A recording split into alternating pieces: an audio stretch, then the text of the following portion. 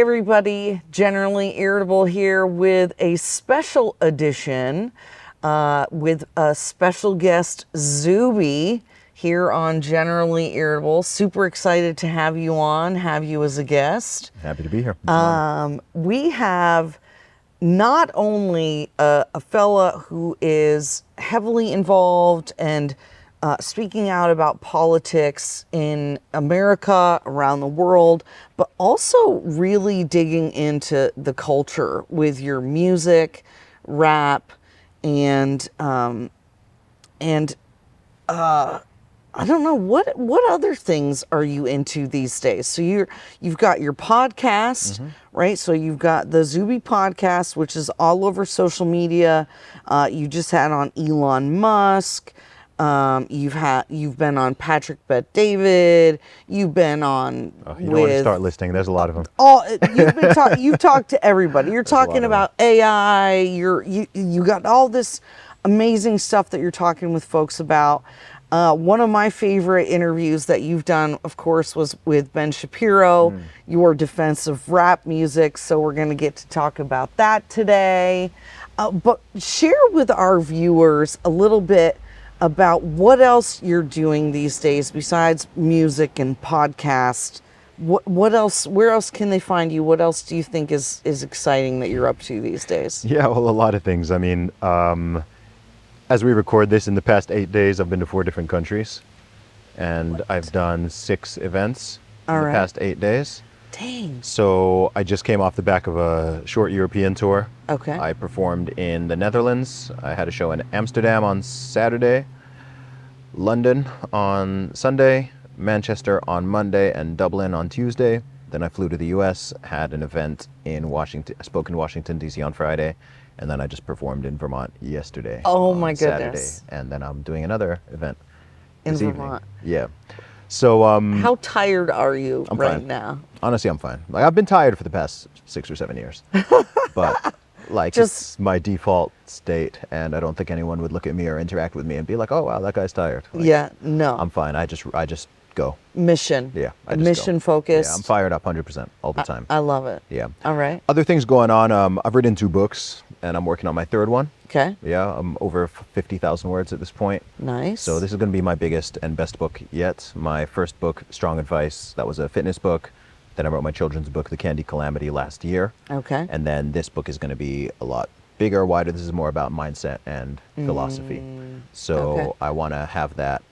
I'll have the first draft done, I think, within the next month or 2. All right. And then So where can should be out people next year. find your books? Are they on Yeah. Amazon, your website? Yeah, teamzuby.com. Okay. Teamzuby.com. You'll find links to everything on there. All right. That's the best place. All right. Yeah. I've got my podcast going, of course, Real Talk with Zuby.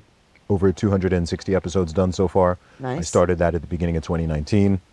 So that's a weekly podcast, new episodes coming out every week. I have been doing, like I said, lots of live events. I'm going out to Kuala Lumpur in September. I'm performing in California in August.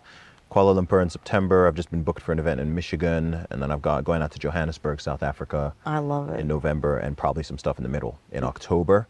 Something I also do that a lot of people don't know about because I don't really promote it is I also do like coaching and consulting on a freelance basis for a lot of individuals and also for a couple of organizations as well, particularly helping them to grow and amplify their social media. Okay. I probably only promote that maybe twice a year because I don't onboard new clients very often.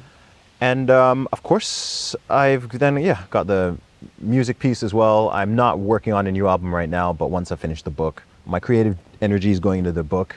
But once that is done, then I think the next creative project after that will be another album. Another album. Yeah. That's what I was listening to some of your music on the way over here to help me especially get in the mindset. And one of the things I want to talk about in this interview especially is how much you infuse God and your beliefs into everything that you do. Yeah. And I think it's so important that we as Christians are providing options to speak into the culture. Because so often, if you watch like a Christian movie or you listen to Christian music, it's made for people who are already Christians. Yes, absolutely. And the movies all feel like Lifetime movies. You know what I'm saying? They're boring. Let's be real. Okay, nobody wants to say it. Although the new movie out, Sound of Freedom, produced super well, excellent suspense, really well acted. But a lot of times, I feel like Christian music or Christian art, Christian movies are really made for people who are already Christians, Yes. rather than just creating something good that includes God, that can speak into the world, Yeah. and kind of invite them over to us. Is that was that a conscious effort on your part, or do you even think about it when you're writing? Yeah. So, I've been a Christian my whole life. Okay. I was raised in the faith, and I've never wandered away from it per se. I never went through any sort of atheistic phase or anything like that. Obviously, as an intellectual person, Deconstruction. yeah, as a thinking person, I question my own religion and beliefs more than anybody else. Right? Every single belief that I have, I question, I challenge. I walk around all day. Maybe I'm weird, but like I'm constantly having debates in my own head. Yeah. Sometimes people wonder how I'm able to like voice my thoughts and articulate things so well, and it's like because I've already debated this in my own brain with myself and oftentimes with other people many, many times. So by the time you're kind of hearing those words coming out my mouth, I've actually thought through far more things than somebody may realize. Yeah. So when I got into music, so I started rapping as a hobby when I was in university. Okay. I studied at Oxford University. I did computer science. I was already a hip hop fan. I became a hip hop fan when I was about 12 or 13. Yeah. So I'd been listening to tons of the music. And then when I was 18 years old, I was traveling from the UK to Nigeria, and I had a stopover in Paris airport. Okay. And I was by myself. I had a long layover. I didn't really have much to do, but I had my MP3 player, and I had I had a pen and a pad, and I just started jotting down. Some rhymes. I wrote my first ever verse, and then while I was in Nigeria, I was out there for 4 or 5 weeks, and I just kept writing, and I would just record the verses into like my phone, like the recorder, All right. the recording thing on my phone. And I was playing it to my siblings and my cousins, whoever was around, and people were like, "Oh, like that's pretty cool." And then when I got back to university, my friend Chris, who lived on the same floor as me, he had a little recording studio in his dorm room. Nice. He had like he had a microphone in a sort of closet, and he had like a very basic Beat mixer. machine or something Yeah, like that. and so I went on the internet. There used to be a website called SoundClick. I think it might still exist. This is like prior to SoundCloud. And I would just download beats off the internet. And I made my first ever song, which was called The Bad Man. So my good friends I went to university with, some of them, my nickname with them is Bad Man. They call me Bad Man because the first ever song I made in my late teens when I was at university was called The Bad Man. So I made that song. And I remember attaching it to an email and just sort of sending a mass email to a bunch of people I knew saying, "Hey, I made a song. Let me know what you think of this." And I got positive feedback on it. And then I did 2 more songs. I made a song called Oh No, and I made a song called Tonight, and I made a little demo CD. Ooh. And I actually sent it off to a local magazine called Night Shift Magazine. All Shout right. out to Night Shift Magazine in Oxford. They're actually still running. And they gave me Demo of the Month in their magazine. So these were my first 3 songs. First 3 songs I'd ever made, and I got Demo of the Month. And by the way, this magazine was pretty critical. Like they could be quite harsh if they thought your music was trash. And they were like, "Hey, there's this Oxford University kid who's rapping, which is a little different, What? and his stuff he's got a future, Yeah. So I kept on making music, and by the time I was in my second year, I released my first album when I was 19. So I put out my first album, Commercial Underground, and I just released that totally independently. I took if you actually look on the cover of my first album, Yeah. if you look up Zuby Commercial Underground, that photo was taken in my dorm room. So it's me, I'm wearing like a black vest with a headband on, and I'm wearing like a glove, and I'm kind of going like that. And that was taken in my dorm room. Shut and then up. one of my friends did the graphic design, and we put it all together, and then I went and I got 50 CDs pressed, and I sold all 50 in a week. And so I took that money. I made 250 pounds from that, £5 each, £5 each, 50 CDs, 250 pounds. I went back and I made 250 CDs, and I sold all of them. I went back, made 1,000. I ended up selling over 3,000 copies. Selling 3,000 copies over the course of time of that first album. So this was when it went from being just a hobby to, oh, okay, this is a something thing. that people are doing. It's one thing for people to say, oh, I like your music or whatever. It's another for them to buy it. Yeah. Or to come to a gig. And so I Yeah. was doing shows. I started doing some small gigs in and around Oxford, and then eventually in some other cities. I graduated 2007. Okay. I graduated. With I took a computer science computer degree? science degree. Yeah, I took a year out. I released a second album, and I did music full time for 1 year. Put out a second album in 2008 called The Unknown Celebrity. Okay. And I was just at this point. This is when I just started hitting I was just hitting the streets. I mean, I was hitting the streets with my first album. That's how I sold so many. Yeah. So I used to just go out on the street and talk to strangers and play them my music and sell it to them. So have you ever actually done computer science? As a job, no. No. So I'm listening to you talk, right? And you said, I've always been a thinker. I've always debated my faith. And that's something I think that we're called to do, Yes. especially as Christians, right? It does not say in the Bible, take this all by faith and never question anything. Some of the first universities, the first medical centers and things like that were actually started by Christians, right? And I believe that, as we have been made in the image of our Creator, we have been given this mind that wants to seek the truth, that wants to understand, wants to know where we came from and why and what it's for and all of these things. And sometimes I think there's this weird belief that if you question your faith, or if you dig into the Bible, if you really search for the deeper meaning or what it's all about, that somehow that's bad. Yes. Or it makes you a bad Christian. No, you just have to take it all on faith. Yes. And so then I hear you say you went to school for computer science, and I'm like, how did you not end up in theology or philosophy or I'm actually very scientific minded. Okay. I'm very scientific minded. I mean, in the UK you have what are called A levels. They're now AS and A2 levels. These are Okay. exams you do when you're typically 17 and 18.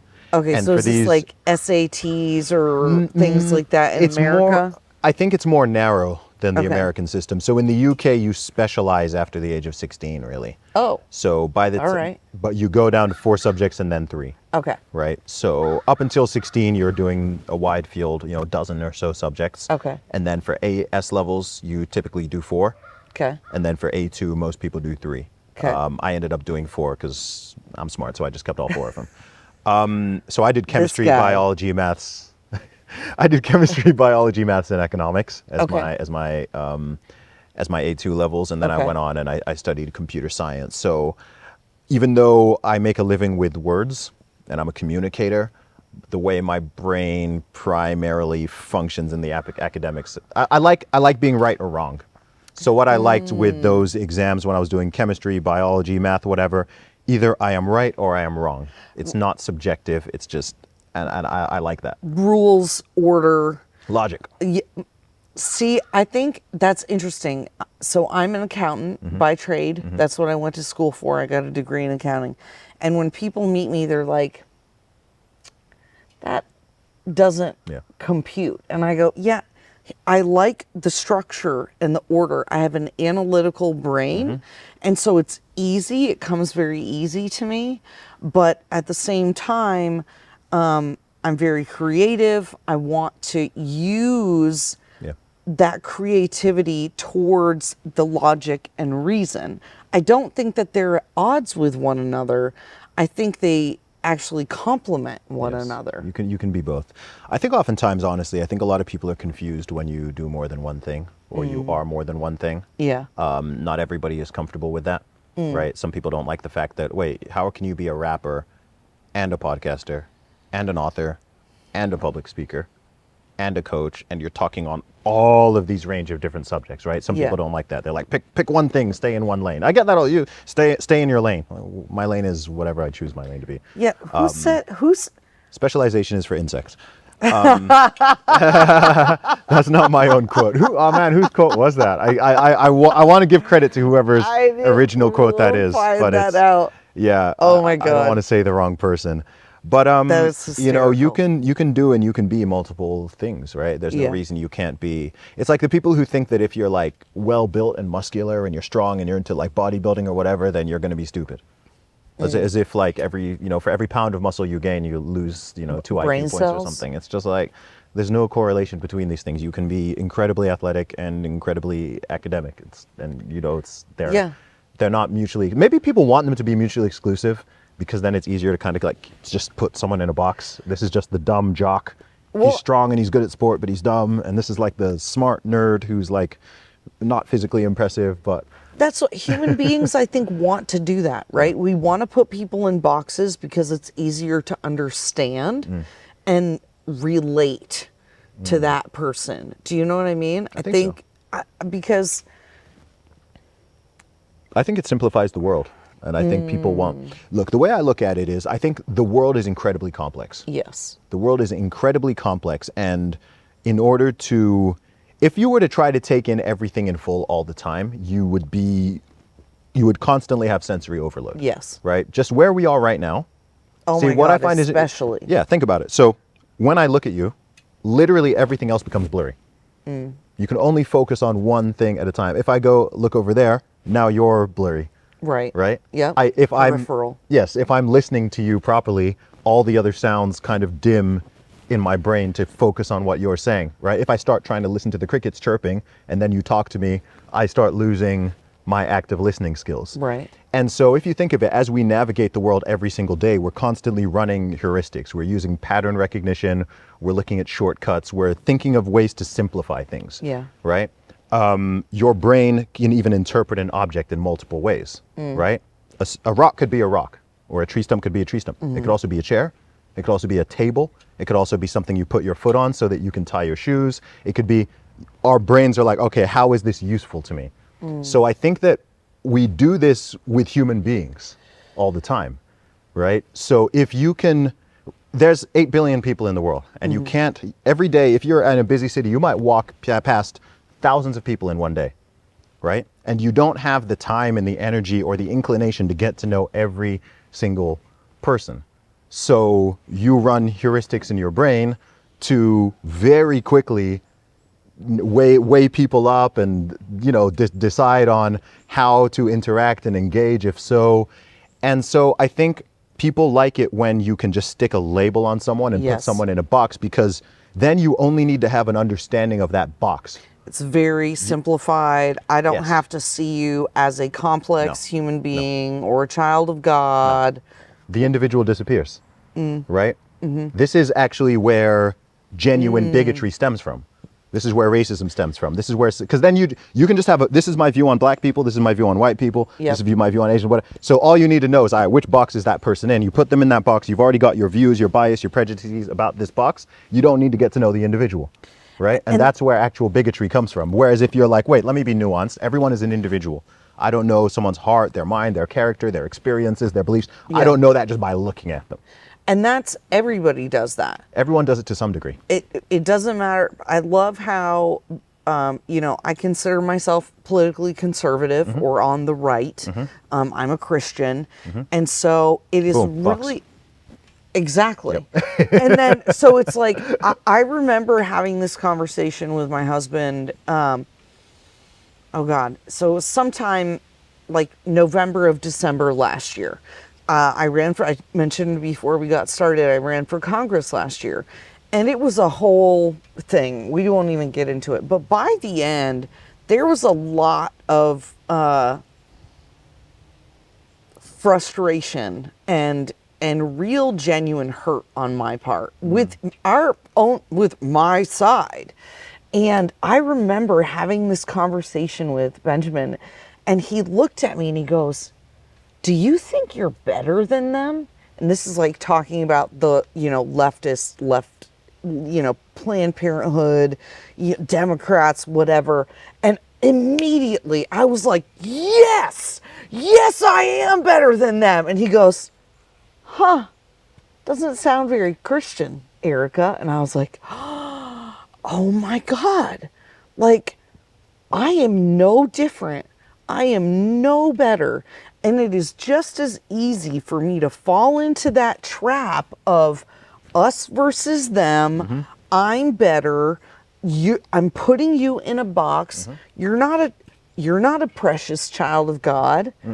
If even though we disagree, you are a bad person or Yes. whatever. And it's like, golly, if I can do that as a person who considers myself very grounded Yeah. and very open and loving and caring and whatever, Yeah. then what must it be like for folks who aren't as deep a thinker, who haven't Welcome. debated these points already? This is the story of human history.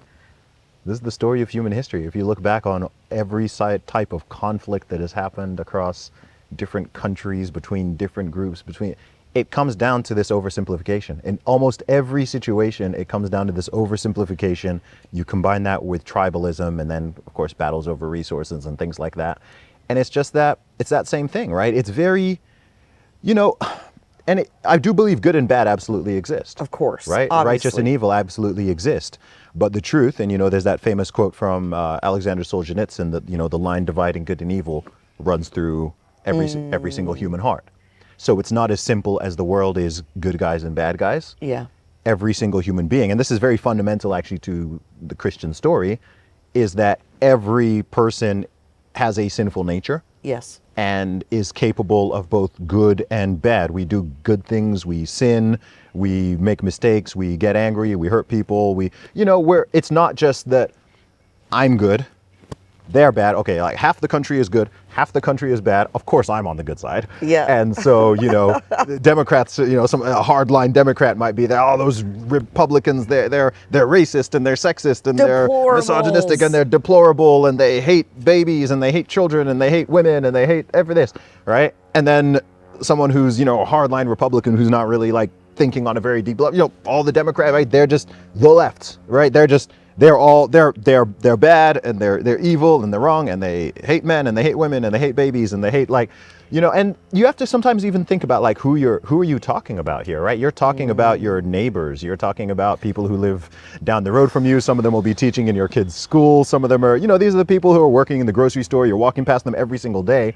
Is in your real world experience, like when you get offline and you're not just jacked up off the media and whatever, is your personal experience really that half the people you come across are vicious racists? Does that sound, does that even sound reasonable? Right? Yeah, does that sound right? Is every other person you meet a white supremacist? Is every other person you meet like a horrible, and anyone who's honest is like, no, absolutely not. Like most people are decent and civil and get along. Sure, people have their disagreements and debates if you want to get into Right. the nitty gritty, but on a day-to-day basis, and this is true in every country, right? When you're walking around, it's not like, I've never been to anywhere in the USA or outside where, I just go out there and, well, everyone's just fighting. Like, look, the black people are fighting the white people and the Democrats are fighting the Republicans and the men are fighting. People are just getting on with their lives, trying to be safe, do their work, look after their kids, generally live in peace. And I think that I know there are powers out there in the political world, in the media, in certain activists. There are groups and there are individuals, and there always have been, who benefit from division and intentionally stirring Yes. the pot and getting people hyper-polarized and fighting each other, because fear, I believe, is the most powerful human emotion. Yeah. I'd love to say that it's love, but really oh my it's God, fear. it's not. Fear is Let's be real. in terms of people's behavior and what people respond to, nothing drives and motivates people like fear. So actually it's a lot easier if you're trying to get people on your side, or even if you're trying to sell a story, you're trying to sell a product, it's actually, and this is well known in advertising and marketing and PR, if you provoke people into outrage or fear, some type of negative emotion, and especially if you give them an enemy or something to sort of target that towards, that's generally more effective, at least short term, than appealing to their better nature, appealing to their virtue, appealing to the benefits, right? People, it's like find that pain point.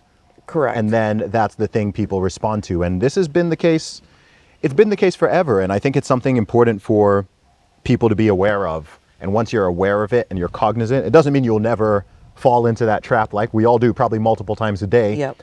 but you're at least thinking yourself enough to be like, wait, hang on. Am I being manipulated here? And if so, by whom and why? And that's, in sales, they call it selling the dream or selling the nightmare. Yeah.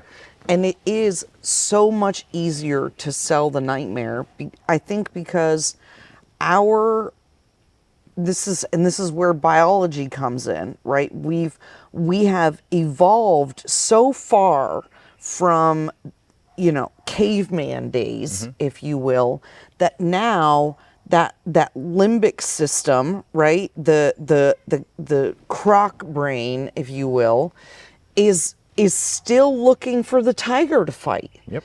It's still looking for the problems, because for a millennia, if you backing up, if we look at all of human history, we've only been civilized for about 5 minutes, right?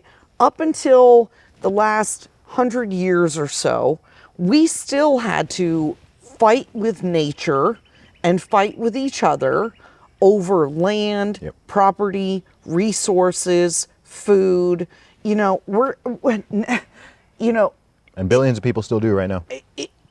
And so in America, especially, where we have been,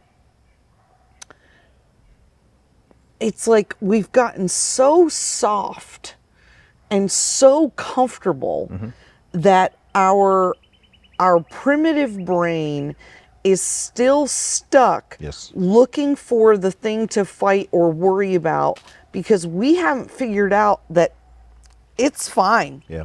We're fine. I think that's what anxiety is.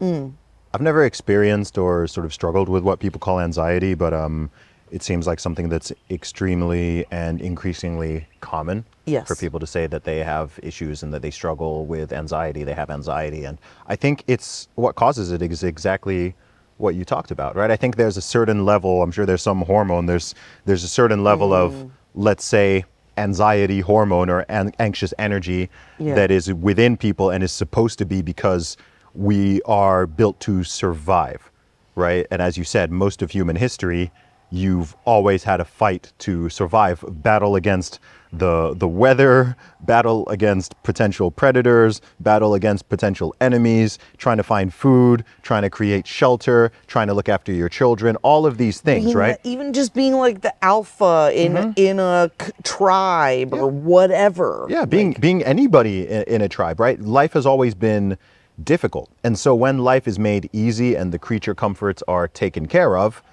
I think that energy builds up.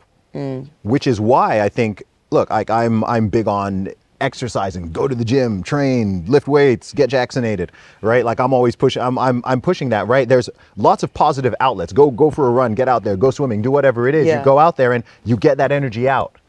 But if you don't, It just bottles it's just up. there. And then people are like, I feel anxious, I feel this, it's like, well, if you just sit on your butt all day, which a lot of people do, and you're eating trash and you're watching trash and you're listening to trash and you're not getting that energy output in a healthy way, then you're going to feel off. Something is going to feel off because you have this nervous tension and energy and survival instincts, but it's not being dissipated in any sort of way. So I think from my totally non-psychiatric, non-psychological view, like this seems to be an obvious reason, and I'm sure someone with more expertise could go and explore this hypothesis a bit more. But I think this is why you see and hear people in the most comfortable and wealthy and well taken care of places increasingly talking about, man, I have this anxiety, or I have this depression, or I have this, or I have that, all these, mental health things that people are talking about. And I think a lot of it is simply lifestyle based. I think we've moved so far away from nature, literally and metaphorically, that people have just increasingly become untethered from reality in many ways, especially in this age of social media and screens. I mean, think about it. The average person spends, most people sleep around 8 hours. So the average person spends about 16 hours a day awake. Yeah. I think in the US, the average person watches about 3 hours of TV per day. Wow. Okay. So 3 of those 16 hours you're watching TV. Okay. Another 3 hours on social media.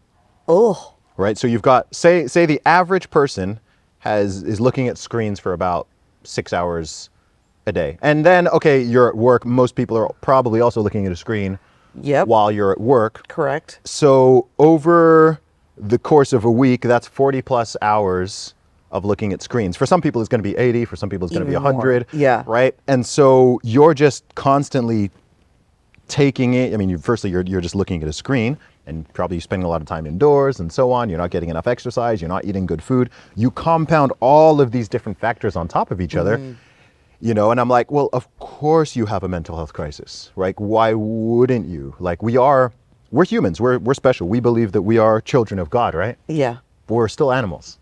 Yes. We are animals. We are designed to be in nature. We are designed to spend time outdoors. Correct. We do absorb vitamin D from the sun. Yes. We are meant to, right? We are supposed, the food that you eat, right? Some people are Matters. just sitting there just eating Twinkies and processed Garbage. food and Absolute tortilla trash. chips, right? You're not even, your ancestors wouldn't even recognize the food you're eating, right?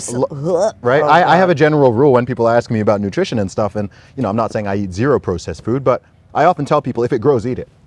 Right? If your ancestors would have recognized it as food, it's probably all right to eat. Right? If your ancestors would have recognized, right? If you put like I don't know, some blue Takis in front of your, great grandfather. Oh my gosh. And he would be like, what on What earth is that? is I'm not this? eating that. Right? It's probably, you probably shouldn't eat it. Yeah. If your ancestors wouldn't even know that this thing is food, Yeah. then it's probably Well, not now great for you. we're eating the Impossible burgers and which I learned recently is not even food. It's well, okay. You guys. I cannot speak to this exactly, but it's basically like it's a science experiment. It's not even. My understanding is it's not actually really food, and there's like 40 patents out on it, and they're trying to pass this off as nutrition and a replacement for just regular food. Yeah, I mean, what are the ingredients of a steak? Beef. Grass. Beef, right? Like one ingredient. Yeah. What's the ingredient of a vegan steak or an Impossible steak or whatever it is? It's like you a can't huge, even read the list. Yeah, and so look, if someone has is vegan for ethical reasons, whatever, I actually do understand and respect that. But I'm simply saying from a nutritional perspective and from a simple, just thinking about a going back to nature perspective, there are things that we can do. I think there's a lined thread between enjoying our material comforts and modern life and modern technology and the inventions that we can all benefit from and use to make our lives better, easier, more fulfilling in certain ways, whilst not getting totally lost in the sauce and going so extreme on that you now abandon everything natural and normal and the stuff that has kept people sane for ages. I'm personally not in the, hey, you need to go and live in the wilderness and do all your own farming and do all that. Like, if you wanted, like, I massively respect people who are like that, by the way. Yeah. Right? I respect people who are like, hey, I eat what I kill, I eat what I grow. Like, I'm like, dude, that's based. Like, that's cool. That's cool. Right? But I also recognize I'm about the grocery store. But I recognize, look, like not every single individual is now gonna, go off into the wilderness and start their own homesteads and everything like that, right? If you want to do that, God bless you. I think it's cool. Yeah. But there's a healthy balance where you can embrace the technology and you can use this stuff, but also you are having real world conversations with people and you're spending time outside and you're getting sunlight and you're moving your body, you're exercising every day, you're trying to at least primarily eat whole foods, things that are your ancestors would recognize, things that actually grow, not just some weird, multicolor hyper. There's so, especially here in the US, there's some really, I go in the grocery store and I look in certain aisles, like just the cereal aisle, I'm like, this is what you're feeding children? Yeah. I'm like, you're giving this to children first thing in the morning and then sending them to school? And then we wonder why there's spazzes. And then you're like, oh no, I think this child has ADHD. I'm like, how about the fact you just loaded them on 80 grams of sugar with no protein? Oh my gosh. And all these artificial colors, which I don't even know what they are. I'm like, just on a basic level, you can recognize this can't be This is not this good. doesn't seem healthy. No. You don't need to be a nutritional expert to be like, okay, we can have this apple here, and then we have the Apple Jacks, and okay, this has like 50 ingredients. Which one is better? This has one ingredient, and it came from a tree. This one's probably In theory. it's probably healthier. You know what I mean? Like you can generally work it out even if you're not an expert, right? Sitting around on your butt all day long versus, hey, going out for a walk every day, here's something that's so funny is this actually highlights my point. Like I'm a big gym junkie. Everyone knows this. I'm into my, bodybuilding, powerlifting, stuff like that. Yep. And it's actually funny when you think about it, because we live in a time and in an age where when I go to the gym, I'm essentially mimicking. I'm doing like fake work. Yes. Right? If you think of strength training, Correct. you're doing fake work. Like my ancestors, maybe they would have been out hunting or farming or doing this. We had to plow the fields. Yes. We had to chop wood, carry water. Yeah. Right. So, but now I'm mimicking that in the gym, right? Yeah. I'm like doing this. So you're now like almost artificially stimulating, in order to stay healthy. Yeah. If you're not doing that sort of through your own sort of natural day-to-day labor, you need to artificially stimulate that for several hours a week just to prevent your muscles from atrophying and to keep your heart healthy and, get your muscles and your tendons and everything strong. Absolutely. I literally said, so I lived in Phoenix, Arizona for a little while. I'm not trying to hate on Phoenix, okay? But it is a city that should not be there. Okay, there's no water. Okay, it is all concrete. Everything is fake, right? There's like the trees don't belong there. It's desert. Yeah, There like- should like be Dubai. no grass. It does not belong there. There should be no city. And I remember I moved there from Vermont, where I grew up having a garden, playing in the stream behind our house and literally chopping wood to heat our home and do things like that. And I just remember at a certain point meeting the people and the way that people were and the way that people interacted with each other. It was like the fakeness permeated into the attitudes of the people and the way that people interacted. So because there was no like grounding or necessity to be one with nature or earth or whatever, that it actually affected the way people related to one another. That's interesting.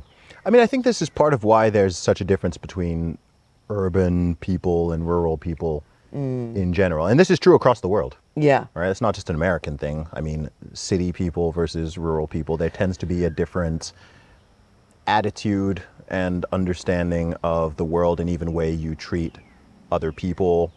Of course, I'm generalizing. Oh, I'm obviously. generalizing here, right? Obviously, we're but- generalizing. Yeah, but there is a difference, and I think that's why I'm not someone who was raised in a rural environment or who was ever lived somewhere kind of like out in the boonies or in the sticks or whatever. Yeah. But I think that's why. But interestingly, I have found that my whole life I've always found that I tend to get on well with those type of people and tend to sort of share a certain commonality and values and understanding, even though that's not like exactly the way that I've grown up. Yeah. It's just you're literally down to earth. Like think of that phrase itself, like down to earth. Like you are In the dirt. You're grounded. Like you're at one with nature. You just get it. You understand the life cycle. You understand humanity. You understand how human beings interact with nature, whether that's plants, whether that's animals. You're not so detached from where food comes from, right? Yes. You understand plants, fruits and vegetables come from the ground, and in order to eat meat or fish, an animal has to die, and it has to, right. Whereas if you're, full hardline, like I know people who, for example, who can't eat chicken with bones. Like they can eat chicken, but they can only eat like the fillet. It can't look like chicken. They can't eat chicken. They can't eat chicken, right? Or they can't eat fish because that actually it looks too yes. much like the yeah, actual like, thing. Yeah, like if you gave them, a roasted or baked fish Yeah. with, with the head on, With like the the whole face on it. they like, ugh, like they'll faint. Yeah. Right? But if you give them a fillet, and especially if you it doesn't look like a fish Yeah. anymore, Yeah. they can eat chicken nuggets, no problem, Yeah. whatever. And I'm like, man, you're so detached from, it's like they're so detached from what the food is that even the thought of that sort of mortifies them. And I'm like, bugs wow, them that's, out. yeah. And Yeah. I'm just like, well, what do you think? It's fish, it's chicken. Like, that's what it is. That's what I love. I learned how to shoot a gun when I was like 6, I think. God bless America. And seriously. And so this is why I go, it's so funny to me because it really is this interesting dichotomy between, what we get exposed to and how we're raised. You don't even have to grow up in the country if you are exposed to these things and you're exposed to different kinds of people. Yes. And I think, before we got started today, you were talking about, as an example, Dubai. Yeah. And that you... By the way, one of the most unnatural cities in the world. Like you were talking about Phoenix. I bet Dubai will blow Phoenix out the water in that. Really? Yeah, Dubai is completely artificial. That's interesting. Well, because it's in the desert, Yeah, right? the city didn't pretty much exist 50 years ago. Like it was just the desert. That's crazy. And now it's one of the most futuristic looking cities in the entire world. That's so like fascinating. If you go there, it's like, whoa, like you feel like you've stepped into the future. Ooh, I need to go. Now I want to go there. Yeah. And then in the course of talking, you were saying, we're so we're primed towards fear and tribalism, things like that. And I think it was before we got started, I said, isn't it scary there as a Christian, right? It's because we are sold and we're told in the media and by our tribal groups and whatever that we have to be afraid of people. We have to, the Middle East is this. Arab people are that. Comes back to that good guy, bad guy thing again, right? Exactly. And so if there's anything that you could share with our viewers about that sort of that lie about good guy, bad guy, all or nothing. Yes.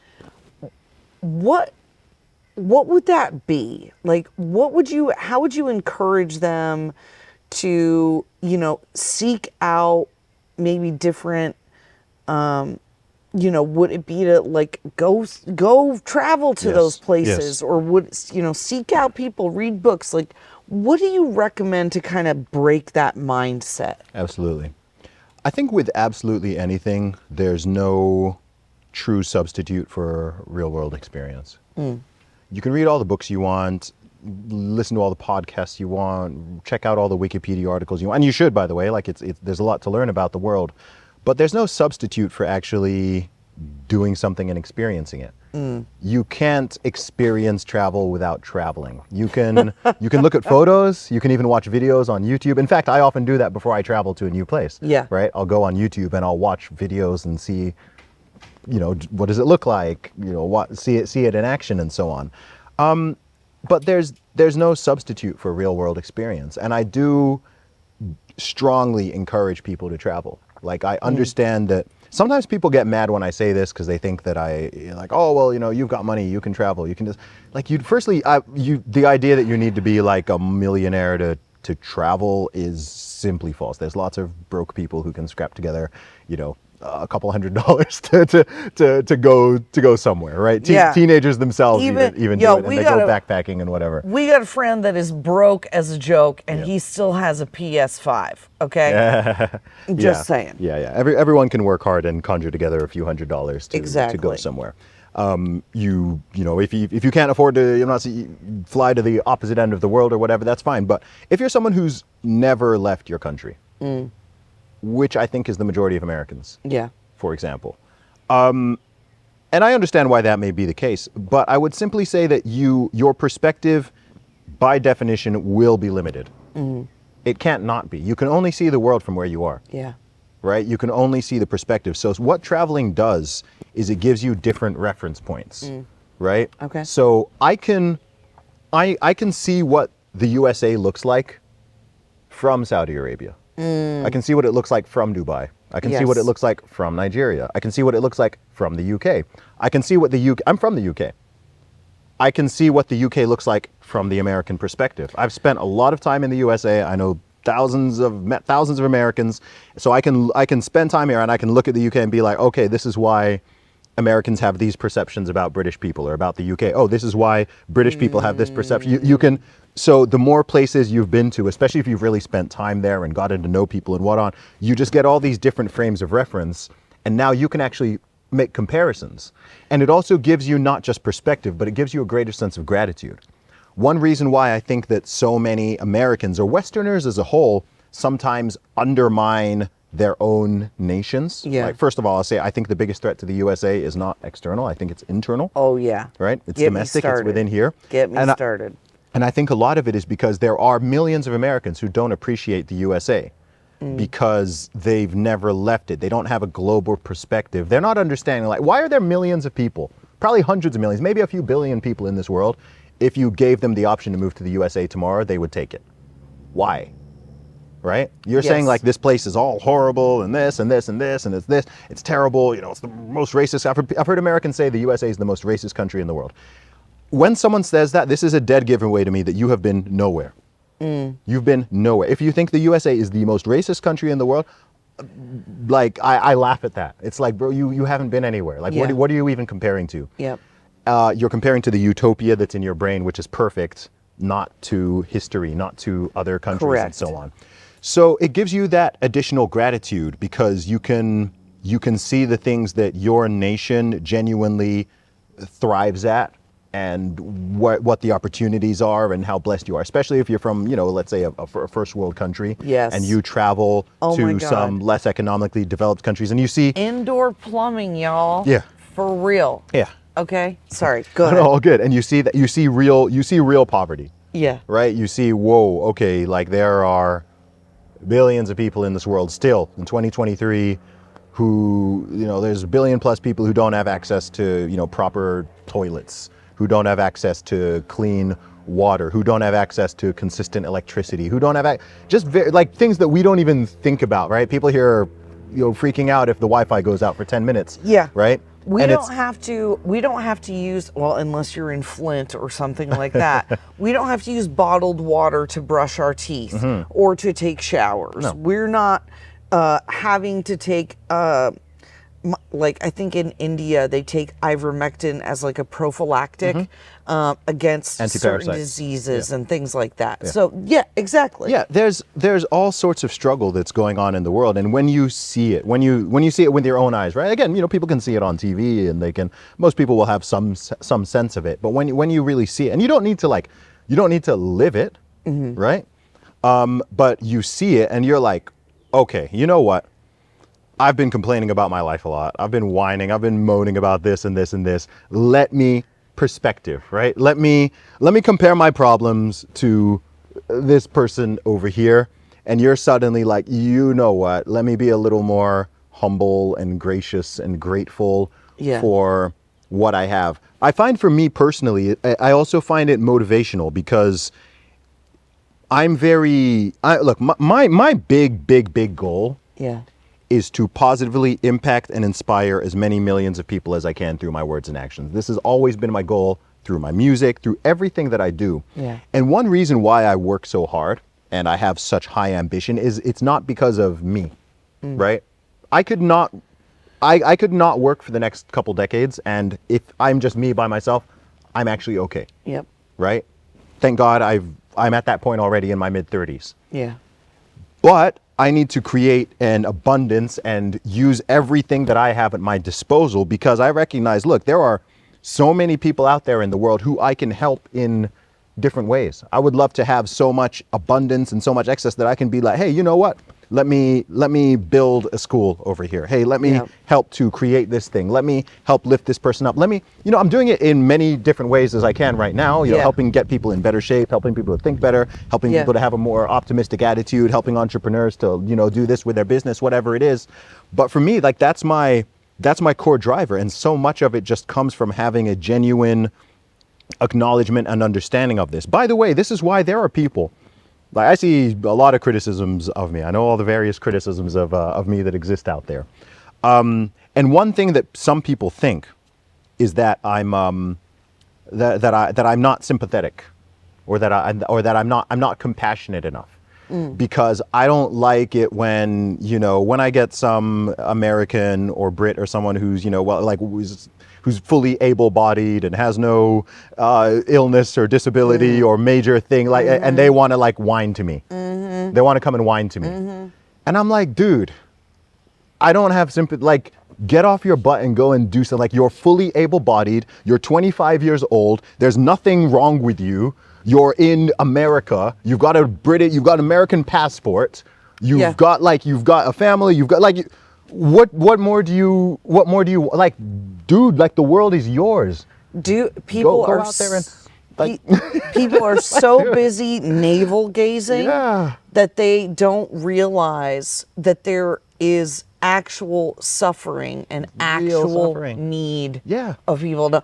I am so focused on why my little feelings hurt, and that's what it's like, dude. And that's what I think. One of the things, especially as a Christian, we are called to go out to be the light on top of the hill. Okay, I can sit here and feel sorry for myself all day. Sure. If I want to, I can find reasons to complain. Oh, 100%. I Always. can absolutely, if this hurts or that hurts. This is another thing that happens because, when you become so prosperous and comfortable in a place, that the small problems create the same, it's almost like you have the same emotional response to, a modern well-off person has probably the same chemical response to the Wi-Fi going out for 20 minutes or their favorite avocado running out in the store as your ancestor would have had to finding out that the rain didn't come when it was supposed to, right? So people are making genuine mountains out of molehills and so on. This is why, before we started recording, you were like, I think it was before we started, and you were like, maybe it was the beginning of the interview, and you were like, how tired are you? You must be tired. Yeah. And I'm like, yeah, I'm tired, but who cares? Exactly. Right? Why am I tired? I'm tired because I've had the opportunity to travel around the world and perform on stages and entertain thousands of people and help people and take selfies and sign CDs and be in all these cool places. I'm supposed to complain about that? Are you going to feel sorry for yourself? I worked for over 18 years to be in a position where I have I'm blessed enough to be tired. Yeah. Because I'm getting all these cool opportunities, and I'm supposed to complain I'm like, thank God. Yeah. And that's my attitude to life. Some people ask me, why are you always, how are you always happy? How are you always joyful? How have you always got energy? Yeah. And I keep myself in good shape, and that's important. And I have certain, blessings, great family, friends, whatever, to, help to keep me grounded. But so much of it is just my worldview. It's my mindset. It's my worldview. It's the way that I see things. It's just like, look, what do I have to complain about? Yeah. Really? Like, what do I, beyond, everyday petty little things? Yeah. Like, what does someone like me have to complain about? Like, to me, it's almost like, it almost feels unethical for me to complain. Ooh, it's like a spit in the face of the blessings that you've received. Yeah, exactly. Exactly. I'm like, man. And also, here's another thing, is that a day will come where I have good reason to be upset. Right? Yeah. A day will come when I've had days like this before. Right. I've lost family members. Yep. I've had friends die. I've had serious concerns. I've had people in my life who I care about get sick, right? I've had times when, today I've got a good reason to be sad. Yes. And that day's not right now. Yeah. And that day's not right now. There's a difference between being sad or having a feeling of depression and being depressed. Yes. Right? And so even just basic scripture, right? I was not made with a spirit of fear, and timidity, but of oh my God, I'm going to totally butcher it. But like, this is not how God created me. God created me to be on mission. He brings me beside still waters. His yoke is light and easy. And if I remember to stay in his will for me, if I remember to stay on mission and on purpose for what he has for me, right? You talked about wanting to, be a light to the world and really be able to speak to that. And for me, my mission, my purpose is an engaged and informed electorate. And if I am staying on mission, if I am staying in my purpose, then God's going to figure out the rest. And ultimately, when I take a step back and I look at everything that is wrong with the world, right? At all that tribalism, the hatred, the prejudice, the bigotry, whatever it is, the misunderstandings of people, the answer is Jesus. The answer is bringing light to the gospel, that everyone is a child of God, that there is this set of commandments that if we all try our best to live by, we're going to be way better off. And that mission and that goal of being the light on the hill is so much more important than my feelings or how tired I am or whatever it is. Because if I keep my eyes on him, then that's what's most important. And if I can share that gospel and I can bring that truth to the world, then how much of all of this nonsense gets fixed? Yeah, a lot of it. And goes away. All of it. If everyone were to do it, and look, this is how you genuinely make the world a better place, right? If you can help be your best version of yourself in every aspect, physically, mentally, spiritually, educationally, your skills, all of it, then you can encourage and help other people to do the same, right? You can't pour water from an empty cup, right? If you yourself don't have anything in your own life in order and you've built no skills and you're not of any use to other people, then if you can't help yourself, it's very difficult to help other people. Yeah. Right? And I think that there's something weird and twisted that happens in our society. I think even sometimes with some Christians, maybe this is what I might consider to be certain scriptural misunderstandings, which is that almost I don't know, I've come across people, both religious and irreligious, who almost think that you shouldn't be like too ambitious, or, you shouldn't strive to, oh, be careful, Zuby, you shouldn't be, for example, if I ever talk about money,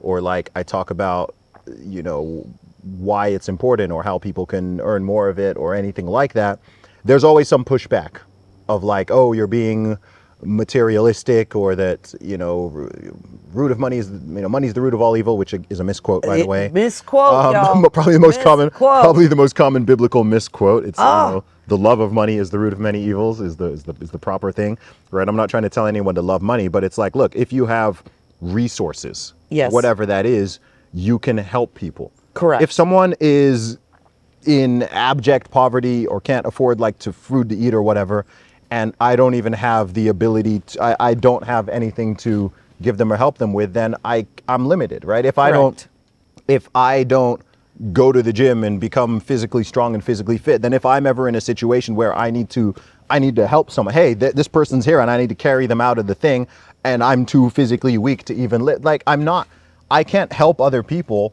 unless I become a good version of myself. And if other people do that, then you can use those gifts that you have as gifts to other people. And it's even scriptural. It says, if a man's house is not first in order, again, you guys, I'm terrible. I cannot quote these. If Benjamin were here, he would be able to quote them for us. But it says we're supposed to take care of a generation ahead and a generation behind. Yeah. And so it doesn't say be poor. No. It doesn't say have nothing. No. Or it says the exact opposite of that. Yeah. And so I think the motivation is important, right? I think it's a very different thing to want to have abundance, to create opportunities for yourself, your family, your children, and other people, Yeah. and to help people, versus just, having an extremely materialistic and consumerist not the attitude same thing. where it's just like, okay, I just want to have a ton of money so that I can just buy all the shiny things and Right. toys and things that I want, right? If that were someone's view, I would say, okay, that's not very Christian, right? Like, there's nothing wrong with having some nice things, but if you have that level of abundance, I think it is imperative on you as a person of faith to use that to help Yeah. humanity, right? Use that to help other people. So that's my perspective, and it's been my perspective for Agreed. it's been my perspective for a long time. So I'm not going to slow down because it makes other people uncomfortable, and I don't encourage anyone else to slow down because, hey, slow down so I can catch up, or anything. It's like, no, like, I No. want everyone. We've all got different skills, different Yes. abilities, different things we're good at. This is one thing I love about this life as well, is we hear a lot of talk these days about diversity. The coolest form of human diversity is just the fact everyone has different personality, interests, skill sets, abilities, physiques, ways of doing things. So, and Yes. you don't and cannot be a master of everything. Yeah. Right? There's some things that I'm great at, and there's things I'm terrible at. Yeah. But the things I'm terrible at, there are other people in the world who are great at them. There's things I'm great at that they're terrible at.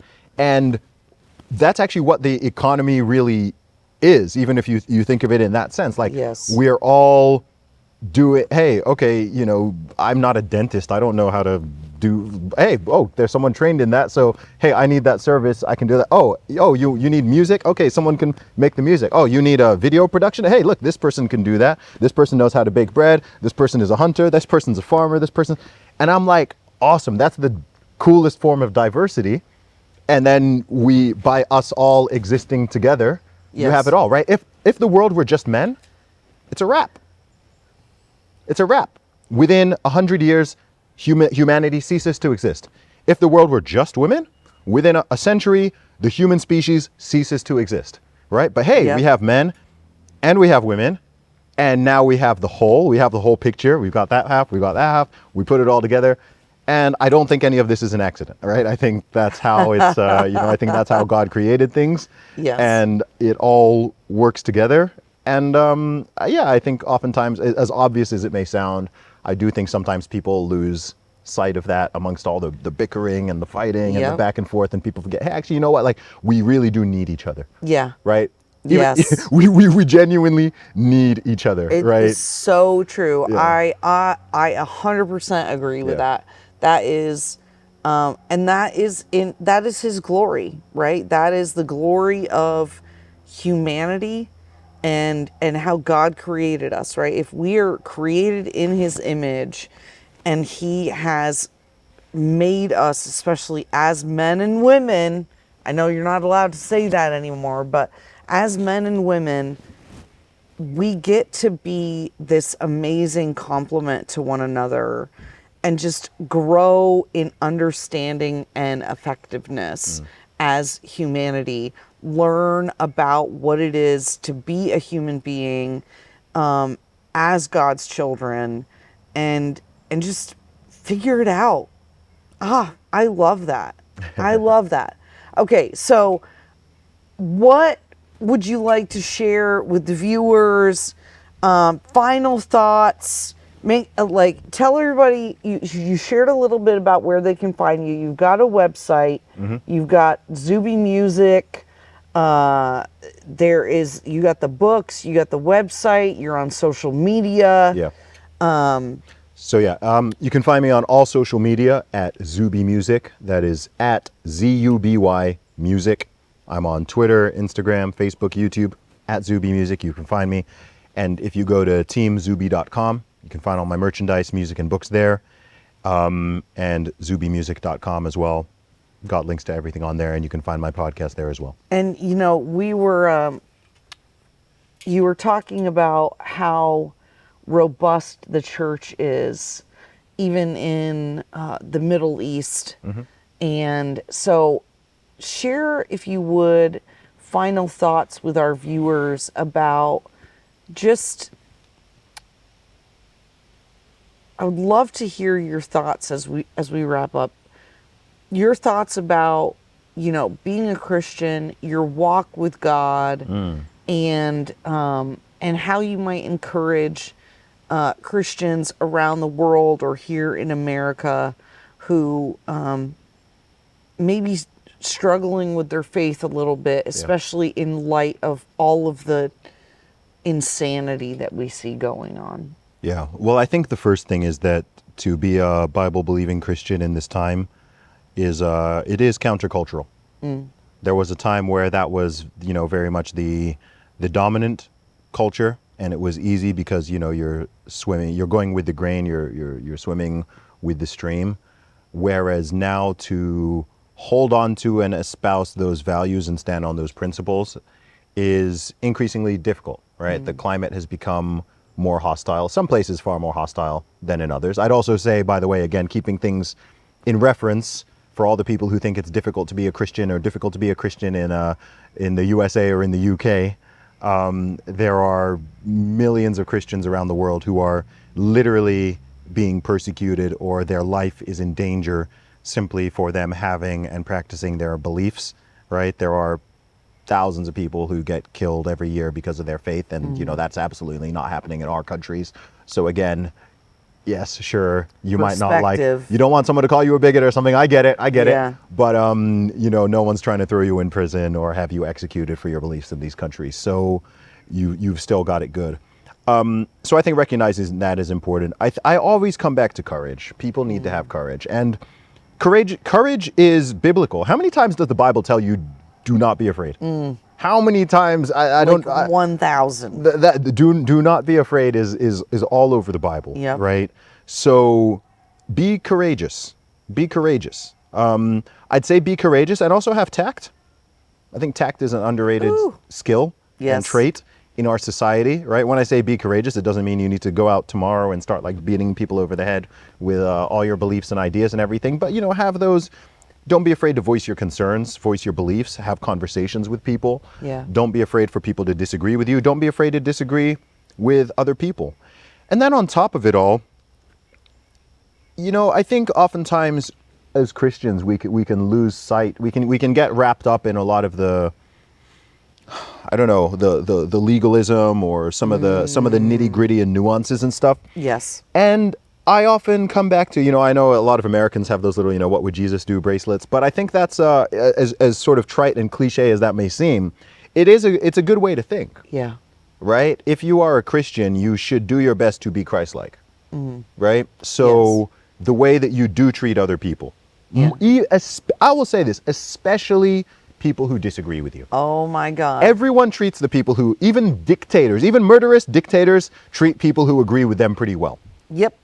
It takes something special to treat people who disagree with you, who you might consider your opposition, who might annoy you or whatever, to treat those people well and with dignity and with humanity and with kindness. Trust me, I know it can be rough. I got a big Twitter following. I deal with flack all day long. I understand it can be difficult, right?